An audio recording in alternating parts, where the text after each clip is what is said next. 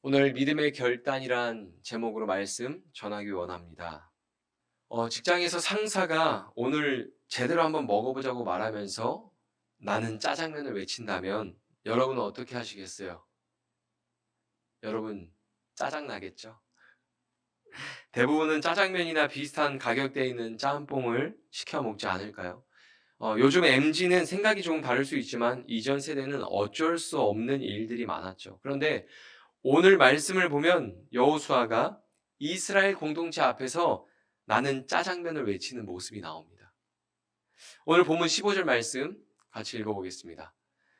만일 여호와를 섬기는 것이 너희에게 좋지 않게 보이거든 너희 조상들이 강 저쪽에서 섬기던 신들이든지 또는 너희가 거주한 땅에 있는 아모리 족속의 신들이든지 너희가 섬길 자를 오늘 택하라. 오직 나와 내 집은 여호와를 섬기겠노라 하니 아멘. 은퇴하는 여호수아가 오직 나와 내 집은 여호와를 섬기겠다고 선포합니다. 그리고 이스라엘을 향해서 너희는 다른 신을 섬기든지 여호와를 섬기든지 선택하라고 말씀합니다. 짜장면을 먹으라는 건지 짬뽕을 먹으라는 건지 헷갈리는 사람이 있었을까요? 수많은 이스라엘 백성들이 모여서 좌우를 살피면서 수군거리지 않았을까요? 그동안 좌우로 치우치지 말고 오직 여호와만을 섬기라고 강조했던 지도자 여호수아가 이제는 너희 마음대로 하라고 말합니다. 어떤 사람은 이렇게 생각했을 것 같아요. 여호수아가 우리를 이제 포기하는 건가? 그러면서 이제 이스라엘 백성들이 수군수군거리지 않았을까요? 온 이스라엘이 다른 길을 가더라도 여호수아는 반드시 끝까지 여호와를 섬기는 길로 가겠다는 믿음의 선포요 결단입니다. 우리에게 여호수아와 같은 믿음의 결단이 있어야 합니다. 우리도 그 믿음의 결단을 했었죠. 과거에 하나님, 나는 오직 하나님만을 섬기겠습니다. 하나님, 하나님이 기뻐하는 예배자가 되겠습니다. 우린 과거에 그런 믿음의 고백들을 하고 믿음의 결단을 한 적이 있을 것입니다. 오늘날 현재는 어떻습니까? 오늘도 그 동일한 고백을 가지고 예배 자리에 나오고 세상을 살아가고 있습니까? 삶을 살아가고 있습니까? 하나님을 섬기겠습니다. 어떠한 환경과 상황에서도 나는 믿음으로 살겠습니다. 나는 하나님을 예배하는 자로 살겠습니다. 오늘날 현재에도 그 믿음의 결단을 가지고 살아가고 계십니까? 이 믿음의 결단은 우리의 믿음을 확인하고 고백해야 되는 순간들이 찾아올 때 하게 됩니다. 다니엘도 바벨론의 포로로 끌려갔을 때 오직 여호와 하나님만 섬기겠다는 믿음의 결단을 했습니다. 고작 그의 나이 15세 때 우상 앞에 바쳤던 음식으로 자신을 더럽히지 않겠다고 결단했습니다. 다니엘서 1장 8절에 보면 이런 말씀이 있습니다. 다니엘은 뜻을 정하여 왕의 음식과 그가 마시는 포도주로 자기를 더럽히지 아니하리라 하고 자기를 더럽히지 아니하도록 환관장에게 구하니. 아멘. 에스더는 이스라엘 백성들에게 위기가 찾아왔을 때 죽기를 각오하고 3일 동안 금식하며 하나님께 기도합니다. 그리고 믿음으로 무장한 다음에 왕 앞에 나아갑니다. 에스더 4장 16절 말씀에 보면 이런 내용이 있죠. 당신은 가서 수산에 있는 유다인을 다 모으고 나를 위하여 금식하되 밤낮 3일을 먹지도 말고 마시지도 마소서. 나도 나의 시녀와 더불어 이렇게 금식한 후에 규례를 어기고 왕에게 나아가리니 죽으면 죽으리이다 하니라. 아멘. 다니엘이 포로로 끌려갔을 때 왕과 높은 관직에 있는 사람들 눈에 잘 보이면 좋은 것을 누리며 살 수 있는 기회가 주어지는 것입니다. 그런데 다니엘은 그런 기회를 버리고 하나님에 대한 믿음을 지키기로 결단합니다. 에스더는 왕비입니다. 아무것도 하지 않아도 누릴 수 있는 것이 많은 사람이었죠. 목숨을 걸어야 하는 위험한 일을 하지 않아도 됩니다. 그러나 에스더는 이스라엘 백성을 외면하지 않고 죽으면 죽으리라는 믿음으로 결단하고 나아갑니다.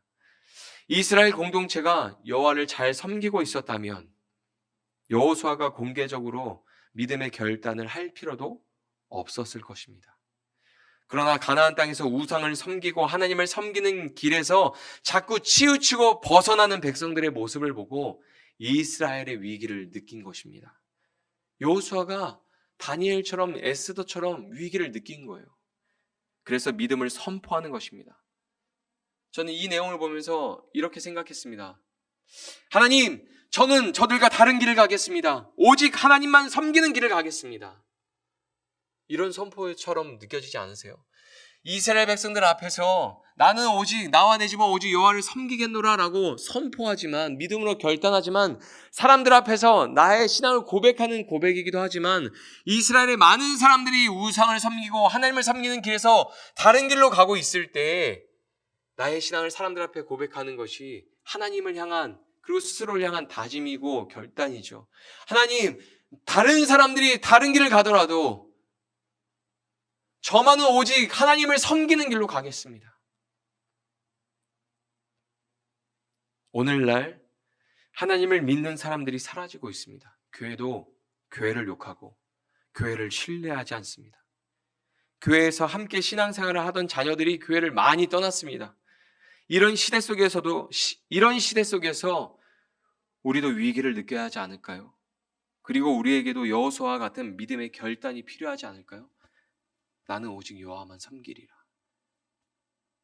하나님, 다른 사람들이 하나님을 섬기는 그 길에서 다른 길을 걸어가더라도 저만큼은 꼭 하나님을 섬기는 길을 가기 원합니다.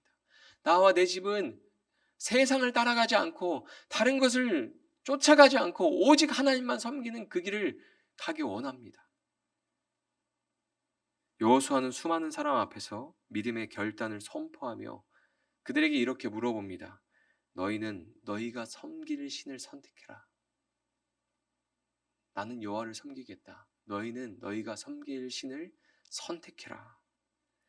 이스라엘의 선택은 무엇이었습니까? 오늘 본문 16절에 보면 이렇게 나옵니다. 백성이 대답하여 이르되 우리가 결단코 여호와를 버리고 다른 신들을 섬기기를 하지 아니하오리니. 아멘. 그들이 뭐라고 말합니까? 절대로 여호와를 버리고 다른 신을 섬기지 않겠습니다. 우리도 당신과 함께 여호와를 섬기는 길로 가겠습니다. 그렇게 고백합니다.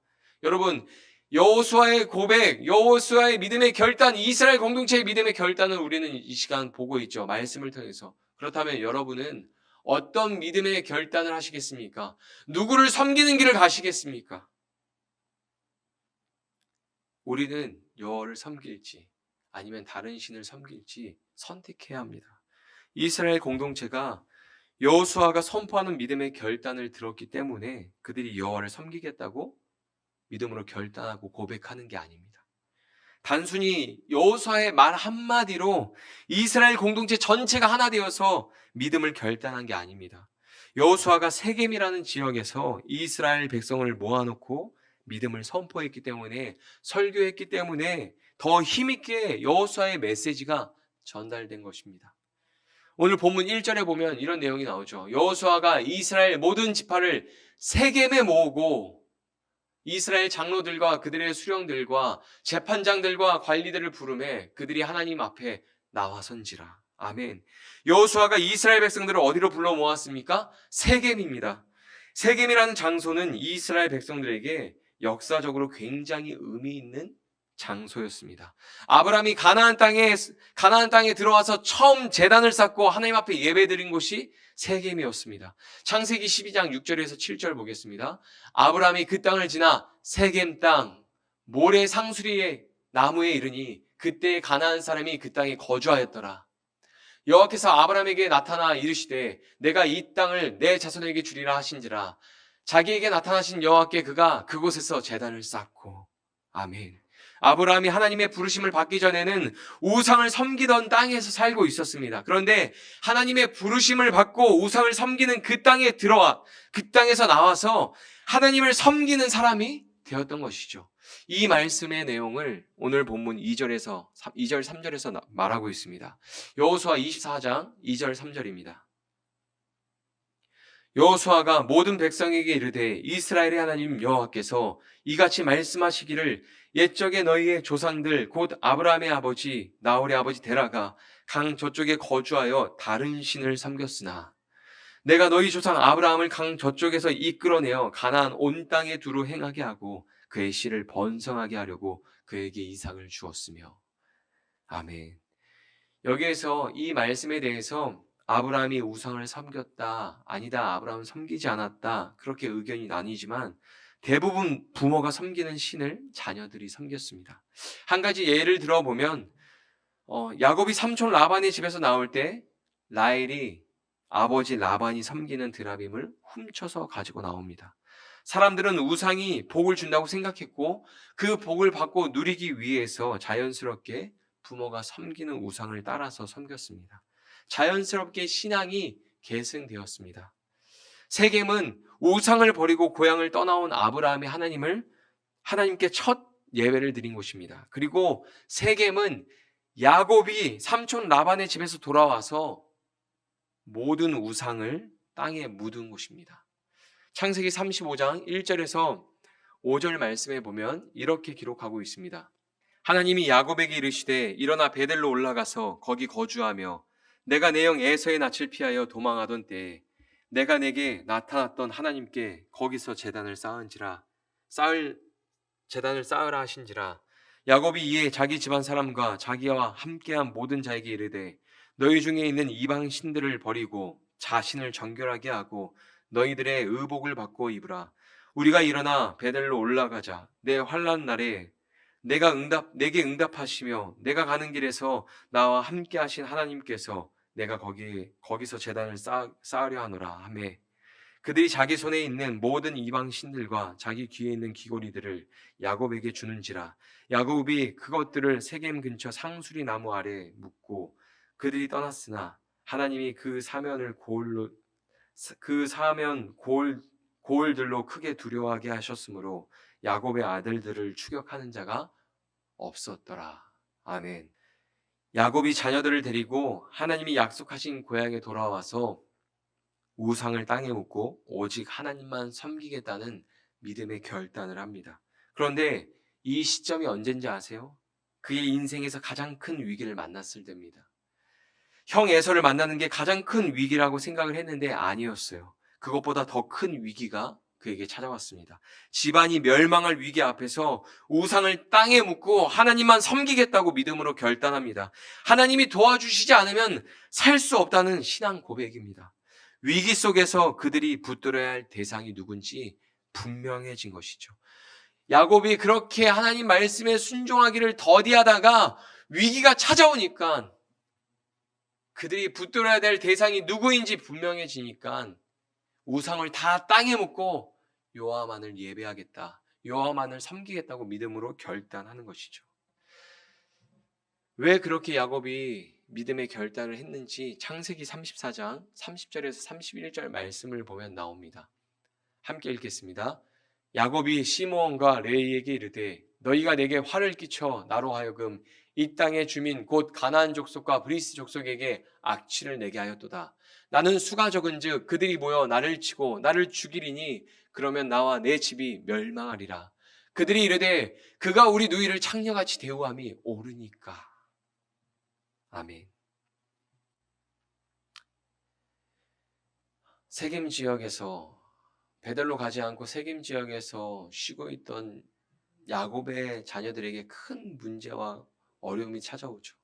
디나가 세겜에게 부끄러운 일을 당하게 되자 그의 오빠 시므온과 레위가 세겜 사람들의 남자들 다 죽입니다. 그 일로 인해서 야곱이 주변 사람들에게 보복을 당하진 않을까, 죽임을 당하지 않을까, 우리의 가정이 여기서 멸망당하겠구나 큰 두려움에 휩싸였을 때, 위기를 강하게 느꼈을 때 그가 모든 우상을 땅에 묻고 여호와 하나님만을 섬기겠다는 믿음의 결단을 하는 것이죠. 여호수아가 마지막으로 설교하고 믿음을 선포했던 세겜이라는 지역은 그리심 산과 에발산 중앙에 위치하고 있었습니다. 그림을 보시면 축복을 상징하는 그리심 산이 있고 그리고 그 옆에는 저주를 상징하는 돌산 에발산이 있죠. 그 중앙에 세겜이 위치하고 있었습니다.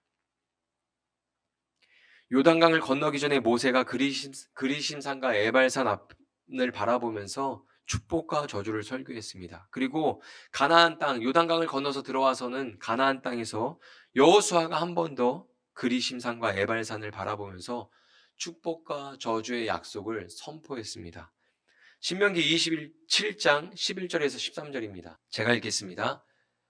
모세가 그날 백성에게 명령하여 이르되 너희가 요단을 건넌 후에 시므온과 레위와 유다와 이사갈과 요셉과 베냐민 백성을 축복하기 위하여 그리심산에 서고 르우벤과 gad과 아셀과 스불론과 단과 납달리는 저주하기 위하여 에발산에 서고. 여호수아 8장 32절에서 35절에 보면 이런 내용이 있습니다. 여호수아가 거기서 모세가 기록한 율법을 이스라엘 자손의 목전에서 그 돌에 기록하매 온 이스라엘과 그 장로들과 관리들과 재판장들과 본토인뿐 아니라 이방인까지 여호와의 언약궤를 맨 레위 사람 제사장들 앞에서 궤 좌우에 서되 절반은 그리심산 앞에 절반은 에발산 앞에 섰으니 이는 전에 여호와의 종 모세가 이스라엘 백성에게 축복하라고 명령한 대로 함이라. 그 후에 여호수아가 율법책에 기록된 모든 것대로 축복과 저주하는 율법의 모든 말씀을 낭독하였으니 모세가 명령한 것은 여호수아가 이스라엘 온 회중과 여자들과 아이와 그들 중에 동행하는 거류민 앞에서 낭독하지 아니한 말이 하나도 없었더라. 아멘. 여호수아가 마지막 설교를 했던 세겜이라는 지역이 어떤 장소인지 아시겠죠? 그리심산과 축복을 상징하는 그리심산과 저주를 상징하는 에발산 앞에 위치하고 있는 그 중앙에 위치하고 있는 장소입니다. 나라마다 랜드마크가 있죠.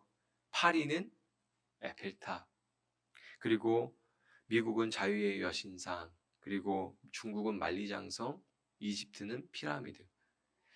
그런 것처럼 사람들에게 의미를 전달하는 장소가 있습니다. 메시지를 전달하는 장소가 있죠. 저에게는 김포 롯데몰이 있습니다. 아내를 처음 만난 장소, 처음 함께 연애를 이야기한 장소, 결혼을 준비한 장소입니다. 그래서 지금도 롯데몰에 가면 처음 아내를 만났을 때가 생각나고 그때 나눴던 대화들이 막 생각이 납니다. 제가 어렸을 때 자랐던 교회, 하나님을 경험했던 그 교회, 제가 군대에서 만났던 그 하나님, 그래서 제가 교회에 가게 되면, 그리고 군대를 떠올리게 되면 그때 만났던 하나님, 그때 주셨던 하나님, 그리고 제가 그때 마음으로 결단했던 신앙의 어떠한 고백들이 떠오릅니다. 세겜은 이스라엘 백성들에게 그들의 조상이 우상을 버리고 하나님을 섬기기로 믿음의 결단을 했던 장소였습니다. 그리고 그리심산과 에발산 앞에서 모세를 통해서 축복과 저주의 약속을 들었습니다. 여호수아는 그런 장소에서 이스라엘 백성들을 불러 모아놓고서 오직 나와 내 집은 여호와를 섬기겠다고 믿음의 결단을 선포한 것입니다. 단순히 여호수아의 고백만 듣고 그들이 여호와를 섬기겠다고 결단한 게 아닙니다. 역사 속에서 믿음의 선조들이 걸어왔던 그 길을 우리도 가겠다는 그 신앙 고백을 하게 된 것이죠. 여호수아가 설교하고 있을 때 여호수아가 나와 내 집은 믿음으로 오직 여호와만을 섬기겠다라고 선포하고 믿음으로 결단할 때 온 회중이 여호수아를 바라보고 있는데 여호수아 뒤로 무엇이 있습니까? 축복의 상징 그리심산과 저주를 상징하는 에발산이 등 뒤에 있는 거예요. 세겜이란 지역에서 조상들이 우상을 다 땅에 묻고 버리고 여호와를 섬기겠다고 믿음을 결단했던 그 장소 세겜에서 그리심산과 에발산을 바라보면서 여호수아의 설교를 듣고 여호수아가 믿음에 결단하는 내용을 들으면서 너희는 누구를 섬기겠느냐 그 말을 들은 것이죠. 24장에서 여호수아는 이스라엘 백성을 대표하는 믿음의 조상들에 대해서 언급합니다. 아브라함과 이삭과 야곱을 우상을 섬기던 땅에서 하나님을 섬기던 땅으로 인도하셨고 하나님은 모세와 아론을 통해서 우상을 섬기는 애굽에서 이스라엘 탈출시켜서 홍해와 광야와 요단을 건너서 가나안 땅, 하나님이 약속하신 가나안 땅으로 인도하셨습니다. 그 과정에서 하나님을 대적하는 모든 민족이 멸망을 당했죠. 홍해와 광야와 요단을 건너서 가나안 땅에 들어오는 가나안 땅에 정착하는 그 모든 과정에서 하나님을 대적하던 모든 민족이 멸망당하고 하나님을 섬기는 백성들은 구원을 받았습니다. 이것이 24장 서두의 내용입니다. 여호수아는 믿음의 선조들이 믿음을 결단했던 세겜이라는 무대에서 축복의 상징인 그리심산과 저주의 상징인 에발산을 바라보면서 우상을 섬기는 길은 멸망하는 길이고 여호와를 섬기는 길은 생명의 길이라는 것을 펼쳐서 보여주면서 이야기하고 있는 것이죠. 우리도 믿음의 결단을 했던 장소들이 있죠. 하나님을 강렬하게 만났던 장소와 시간이 있죠. 그 장소에서 여호수아는 다시 신앙을 결단하고 여호와를 섬기는 길로 우리를 초대하고 있는 것입니다. 위기의 시대 속에서 믿음만이 살 길이기 때문입니다. 왜 여호수아가 이스라엘 공동체 앞에서 자신의 믿음을 선포하고 믿음의 결단을 보여주면서 왜 오직 여호와 하나님만을 섬기는 그 길로 그들을 초대하고 있습니까? 오직 위기의 시대 속에서 믿음만이 살 길이기 때문입니다. 믿음만이 살 길이기 때문입니다. 여호수아의 설교를 듣고 여호수아의 믿음의 결단을 본 이스라엘 공동체는 한마음으로 여호와를 섬기겠다고 결단합니다. 제가 이 말씀 읽고 설교를 준비하면서 아무리 생각해도 여호수아가 설교를 너무 잘하는 거예요. 생각해 보세요. 이스라엘 공동체 한두 명이 아니잖아요. 이스라엘 공동체 모든 사람이 모여서 아멘하고 믿음의 결단을 합니다. 한번 상상해 보시겠어요? 제가 한 3,000명 정도 모일 수 있는 예배 공간에서 학생회의 수련회 때 그 자리가 꽉 찰 정도로 모여서 예배 드린 적이 있었는데, 한 목소리로 찬양하고 설교를 들을 때 그 목사님 설교에 아멘을 외칠 때, 막 찬양할 때 아멘할 때 그 공간이 울립니다. 막 쩌렁쩌렁해요. 공간이 흔들리는 것처럼 느껴집니다. 진동이 느껴져요. 그렇게 찬양하고 아멘을 외칠 때 큰 전율을 느꼈습니다. 그런데 온 이스라엘이 여호수아의 설교에 아멘을 외치면서 결단코 여호와를 버리지 않고 다른 신을 섬기지 않겠습니다, 이게 선포할 때, 그렇게 외칠 때 얼마나 큰 전율이 그곳에 있었을까요? 그 사람들이 그것을 얼마나 피부로 그 진동을 느꼈을까요?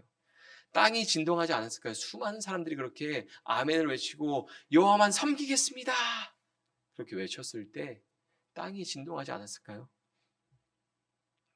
그런데 이스라엘의 결단은 오래가지 않았습니다. 우리와 비슷합니다. 오직 여호와만 섬기겠습니다라고 믿음으로 결단했는데 그렇게 오래가지 않았습니다. 사사기 2장 10절에 보면 이런 내용을 기록하고 있습니다. 그 세대의 사람도 다 그 조상들에게로 돌아갔고 그 후에 일어난 다른 세대는 여호와를 알지 못하며 여호와께서 이스라엘을 위하여 행하신 일도 알지 못하였더라. 참 씁쓸하고 안타까운 내용을 성경은 기록하고 있죠. 여호수아와 함께 하나님을 경험한 세대가 죽고 다음 세대는 하나님을 모르는 세대가 되었습니다. 믿음의 결단이 잘 지켜지지 않았습니다. 신앙이 자손들에게 계승되지 않았습니다. 이스라엘의 믿음의 결단은 말뿐이었던 고백이 된 것이죠. 돌아보면 참 신기합니다. 그렇게 하지 말라고 하는 우상 숭배는 신앙 계승이 쉽게 이루어집니다. 너무 잘 돼요. 그런데 가짜가 아닌 진짜 하나님을 섬기는 신앙은 계승이 쉽게 이루어지지 않습니다. 다니엘은 목숨을 걸고 신앙을 지키기 위해서 나아갔습니다. 에스더도 목숨을 걸고 신앙을 지키기 위해서 왕 앞에 나아갔습니다. 하나님의 이름이 조롱당할 때 다윗도 목숨을 걸고 골리앗 앞에 나아가서 싸웠습니다. 신앙의 결단을 지키고 실현하기 위해서 반드시 해야 되는 것이 있죠. 입으로만 우리는 여호와를 섬기겠습니다라고 고백하는 것이 아니라 우리가 그 고백을 실천해야 되는 것이죠. 다니엘이 만약에 믿음으로 결단하고 우상 앞에 바친 음식으로 자기를 더럽히지 않겠다고 결단하고 선포한 다음에 우상 앞에 바친 음식을 먹었다면, 에스더가 죽으면 죽으리라고 말하고 왕 앞에 나아가지 않았다면 이스라엘 공동체는 다 무너지는 것이죠. 신앙의 결단을 지키고 실현하기 위해서 반드시 해야 하는 일이 있습니다. 여호수아 24장 23절 말씀입니다. 여호수아가 이르되 그러면 이제 너희 중에 있는 이방 신들을 치워버리고 너희 마음을 이스라엘의 하나님 여호와께로 향하라 하니, 이스라엘 공동체 모든 백성들이 아멘을 외치면서 결코 여호와를 버리지 않고 다른 신을 섬기지 않겠습니다, 그 고백, 그 믿음의 결단을 하니까 여호수아가 뭐라고 말합니까? 하나님을 온전히 경외하기 위해서 너희가 품고 있던, 너희가 버리지 않았던 그 모든 이방의 신들을 다 버려야 한다. 다 치워버리고 온전히 하나님만을 섬겨야 된다. 그렇게 말씀합니다. 그것을 다 버리기 전까지 온전히 하나님을 섬길 수 없습니다. 여호수아 세대가 죽고 다음 세대가 하나님을 모르는 세대가 된 것은 우상을 다 치워버리지 않았기 때문입니다. 하나님을 섬기고 하나님 앞에 제단을 쌓아 예배드리지만 한 손에서는 하나님을 붙들고 하나님 앞에 예배드리지만 다른 한 손으로는 가나안 땅의 신들을 붙들고 살았기 때문입니다. 그래서 부모 세대가 다 죽었을 때 다음 세대, 자녀 세대는 부모가 붙들고 있던 것 중에 하나를 선택하는 것이죠. 만약에 부모가 오직 하나님만을 붙들고 살았다면 자녀에게도 신앙이 계승되었겠죠. 우리 손으로 붙들고 있는 것이 무엇입니까? 어떤 사람은 돈을 붙들고 살고, 어떤 사람은 세상의 성공을 붙들고 살고, 어떤 사람은 나보다 힘 있는 사람을 붙들고 그들의 도움을 얻고 살아가려고 합니다. 그런데 그 손을 놓고 하나님의 손을 붙들어야 합니다. 하나님을 붙들어야 합니다. 우상을 버리고 하나님을 섬기든지 하나님을 버리고 우상을 섬기든지 선택해야 합니다. 입으로는 하나님을 섬긴다고 말하면서, 입으로는 나는 하나님을 예배하는 사람이라고 말하면서 우상을 섬기는 것은 하나님을 버리는 행위입니다. 하나님을 없인 여기는 행위입니다. 하나님을 예배하는 것보다, 하나님의 말씀에 순종하는 것보다 먼저 되는 것을 우리 삶에서 다 치워버려야 합니다. 하나님을 예배하고 하나님 말씀에 순종하는 것보다 더 내가 우선시하고 중요하게 생각하는 것들을 우리 삶에서 다 치워버려야 합니다. 하나님을 섬기는 것은 거기서 시작되는 겁니다. 하나님의 임재는 거기서 시작됩니다. 여러분, 오늘 본문에서 여호수아가 믿음으로 결단했던 것처럼 나와 내 집이 오직 여호와 하나님만을 섬기기를 소망하십니까? 여호수아의 그 결단처럼 나와 내 집은 오직 여호와만을 섬기기를 소망하십니까? 하나님을 섬기는 길이 복된 길이라는 것을 믿으십니까? 그렇다면 하나님을 모시고 살아갈 그 자리에 고이 모셔두었던 것, 품고 있었던 것, 그것을 다 치워버리십시오. 하나님이 아닌 다른 우상은 모두 버리십시오.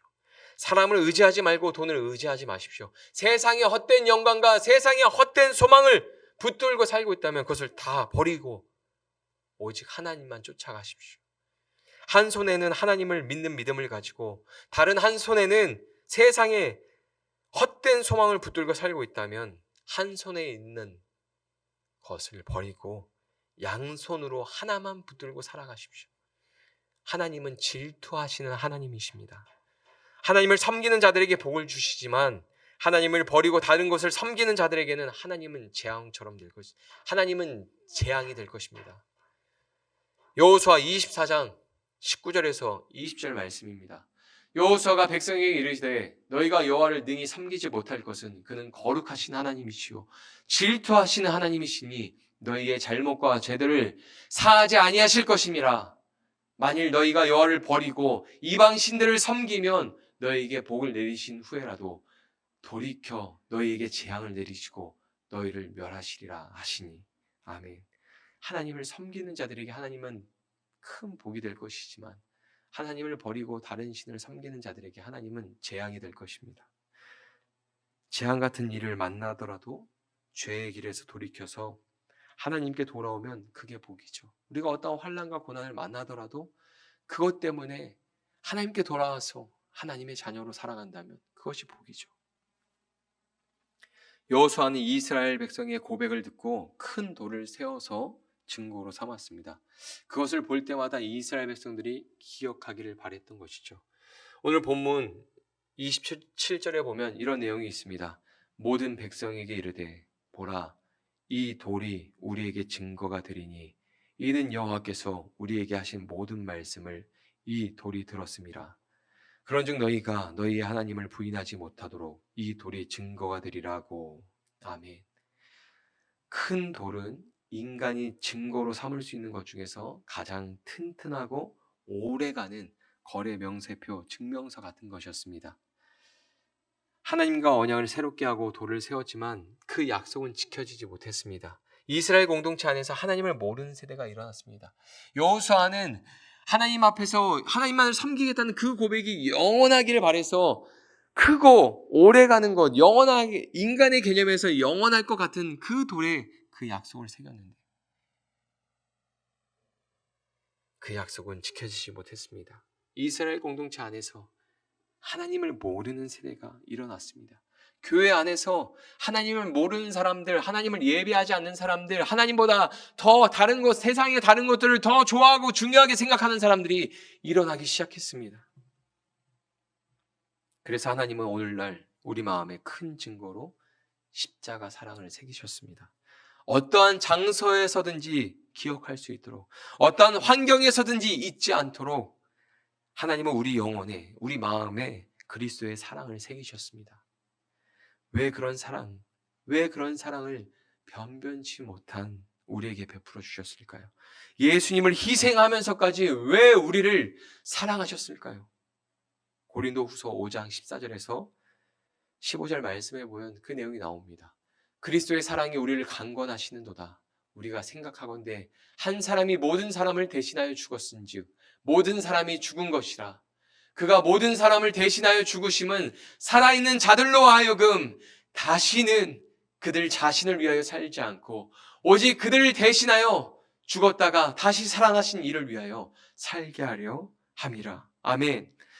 성경이 뭐라고 가르쳐주고 있습니까? 다시는 자기를 위하여 살지 않고 오직 우리를 위하여서 죽으시고 다시 살아나신 예수님을 위해서 살게 하려고 그 사랑을 우리에게 값없이 주셨다고 말씀합니다.